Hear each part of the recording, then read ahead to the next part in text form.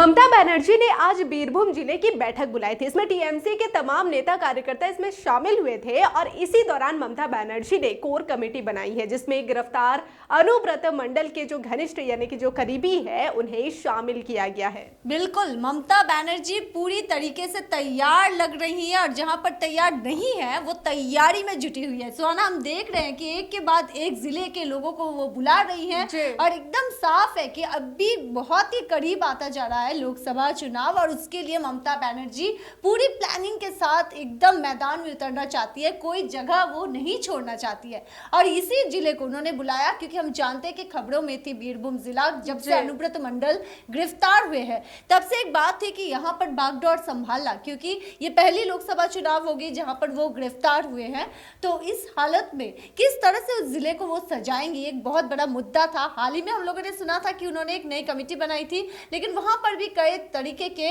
अभियोग आ रहे थे, आरोप आ रहे थे किस तरह के लोगों के मन मुटाव का, और उसका कारण था कि ये बैनर्जी फैमिली का कोई सदस्य वहां पर लीड कर रहे थे। तो वही सारे मन मुटाव एक तरफ करके ममता बनर्जी ने फिर से सजाया बीरभूम के कमेटी को। और यहाँ पर जैसे कि तुमने कहा सुहाना कि करीबी कौन, अनुव्रत मंडल के करीबियों को यहाँ पर रखा गया, ये बहुत ही महत्वपूर्ण बात है। बिल्कुल, श्वेता ने जैसा कि बताया। तो लेकिन आपको बता दें कि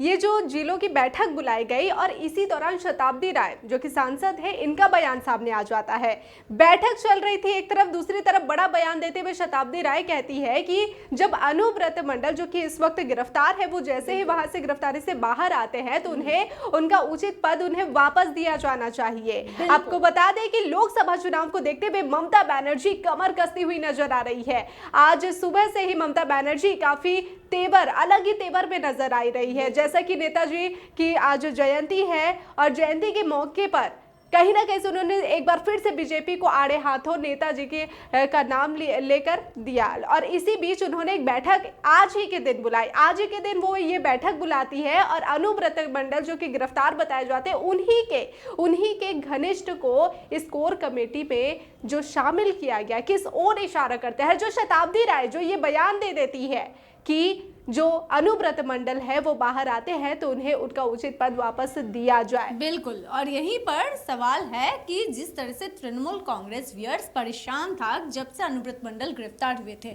और उसकी वजह थी कि जिस तरह से बीरभूम को संभाला गया था, क्योंकि बहुत हद तक सुहाना हम लोगों ने देखा था कि बीरभूम पूरी तरीके से तृणमूल कांग्रेस वो इसी व्यक्ति पर बहुत ज्यादा अनुव्रत मंडल पर डिपेंडेंट थे। तो अभी ये सवाल उठ रहे थे कि अब क्या होगा। तो उस हिसाब से बीरभूम को एक अलग नजर से ममता बनर्जी ने खास ट्रीटमेंट दिया, हम बोल सकते हैं। और उसी के साथ सुहाना, आप जानती है कि पिछले जो लोकसभा चुनाव हुए थे वहां पर 2 सीटें हैं बीरभूम की और दोनों सीटों में इन लोगों को मिला था, वो दोनों सीटें तृणमूल कांग्रेस को मिला था। लेकिन अब सवाल आ रहा था कि विधानसभा का जो चुनाव हुआ था वहां पर 11 सीटें थी, वहां पर भी 10 सीटें मिली थी इनको। लेकिन जो शहर का इलाका था, शहर के इलाके में ऐसा माना जाता है कि वोट परसेंटेज तृणमूल कांग्रेस का तुलना अगर की जाए उन्हीं के साथ तो बहुत हद तक कम हो गया था। तो ये एक परेशानी की बात थी तृणमूल कांग्रेस के लिए, और वो अब किसी तरीके से कोई जगह नहीं छोड़ना चाहती है ममता बनर्जी और टीएमसी ये जो दल है कोई जगह नहीं छोड़ना चाहते। इसीलिए ये बैठक बहुत ही आज महत्वपूर्ण था,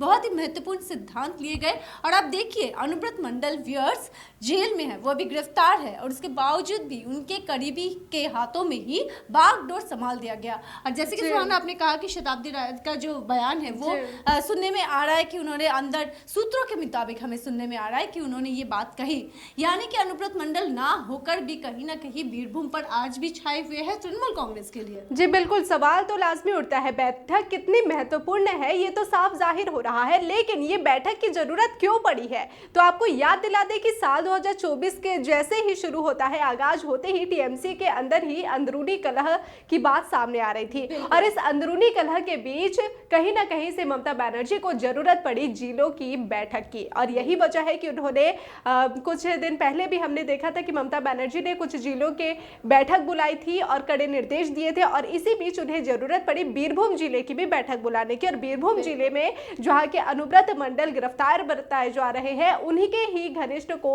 यहां पर दर्जा दिया जाता है, कोर कमेटी में उनको ही शामिल किया जाता है। और देखो एक चीज गौर करने लायक है कि ममता बनर्जी बिल्कुल से तैयार दिख रही है लोकसभा के लिए, और जैसे कि मैंने कहा कि जहां पर तैयारी कमी है वहां पर जोरों शोरों से तैयारी, और दूसरी और एक तरफ तो वो पूरे भारतवर्ष में, क्योंकि जिस तरह से हम पहले भी बोल चुके हैं कि जिस तरह से ममता बनर्जी की इस वक्त नजर है वो अकेले ही बीजेपी का सामना कर रही है। कांग्रेस या फिर सीपीएम के विरोध में उन्हें कई सारे आरोप उन्होंने लगाए, अभियोग उन्होंने लगाए, उनका दिल दुखा, ये साफ साफ उन्होंने कह दिया। तब जो बार बार हम और तुम बता रहे थे व्यूअर्स को कि कहीं ना कहीं क्या ममता बनर्जी अकेले चलने की जो उनकी जो सिद्धांत है उसी तरफ वो आगे बढ़ रही है। तो ये कई सारे सवाल है, और उसी के बीच ममता बनर्जी पश्चिम बंगाल में कोई ढील नहीं देना चाहती है। हम देखते हैं कि इसके पहले मुर्शिदाबाद जिले को लेकर उन्होंने बैठक की, आज उन्होंने बीरभूम को लेकर बैठक की, और ये बहुत ही महत्वपूर्ण है। एक एक ब्लॉक, एक एक जगह, एक एक जिले को वो पकड़कर एकदम रूट लेवल तक